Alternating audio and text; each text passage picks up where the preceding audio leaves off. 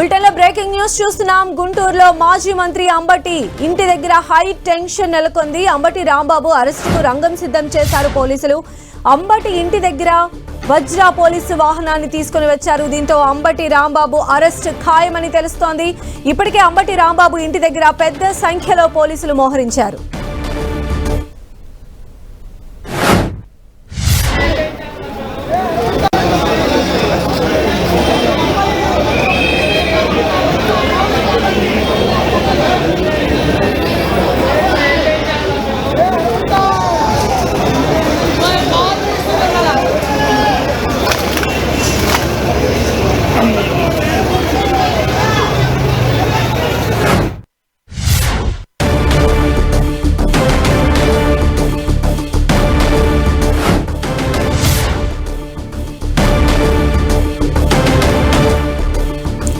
అంబటి రాంబాబు వ్యాఖ్యలపైన హోంమంత్రి అనిత ఫైర్ అయ్యారు. వైసీపీ నాయకులు దిగజారి రాజకీయం చేస్తున్నారన్న ఆమె చంద్రబాబుపై అంబటి నీచంగా మాట్లాడారని మండిపడ్డారు.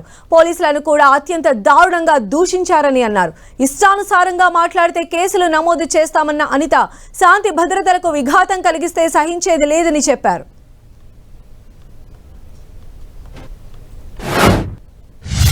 అటువంటి వ్యక్తి గురించి చాలా నీచంగా విద్వేషపూరితమైన మాటలు మాట్లాడుతూ ఒక పక్క విధ్వంసాన్ని సృష్టించడానికి ప్రోత్సహిస్తూ లా అండ్ ఆర్డర్ని ఎలాగైనా భగ్నం చేయాలనే ఉద్దేశంతో నువ్వు పనిన పన్నాగం చూస్తూ ఉంటే నిజంగా మిమ్మల్ని ఏ జాతిలోకి పరిగణలోకి తీసుకోవాలో కూడా మాకు అర్థం కావట్లేదు.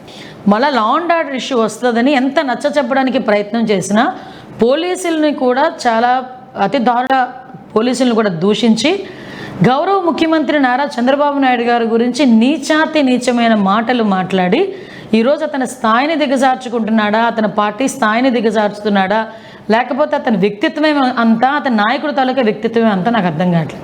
అలాగని లా అండ్ ఆర్డర్ విషయంలోనే కానీ ఇష్టానుసారంగా చంద్రబాబు నాయుడు గారిని నోటుకొచ్చి మాట్లాడితే ఊరుకుంటామని అనుకుంటున్నారా? కంపల్సరీగా తగిన చర్యలు ఉంటాయి. కంపల్సరీగా కేసు బుక్ చేస్తాం. మీకు ఒకటే చెప్తున్నా,